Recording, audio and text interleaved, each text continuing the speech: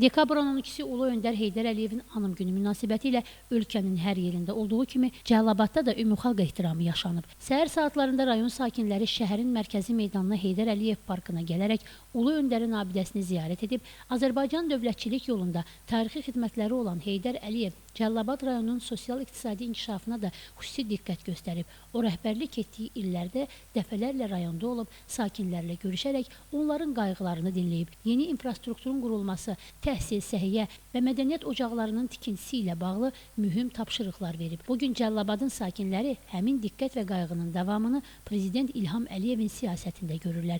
Dövlət başçısının son illər imzaladığı sərəncamlar və həyata keçirdiyi layihələr rayonun sosial-iqtisadi inkişafını daha da sürətləndirib və yerli əhali tərəfindən yüksək rəğbətlə qarşılanıb. Bugün Cəlilabad rayon İcra Hakimiyyətinin başçısı Rafiq Cəlilov, hüquq mühafizə orqanlarının rəhbərləri, Yeni Azərbaycan Partiyasının rayon təşkilatının nümayəndələri, ağsaqqallar, gənclər, tələbələr və ictimaiyyətin çox saylı üzvləri Ulu Öndər Heydər Əliyevin abidəsi önünə gül dəstələri düzüb, xatirəsini ehtiramla yad ediblər. Rayon İcra Hakimiyyətinin başçısı Rafiq Cəlilov həmçinin Göytəpə şəhərində Heydər Əliyev Park bulvarında da, Alarkənd bir saylı tam orta məktəbin həyətində də ucalmış abidələri də ziyarət edərək dərin ehtiramla yad ediblər. Cəmilə Nəsir qızı İlqar Mustafayev, Həcər Əsənova bugün informasiya proqramı üçün.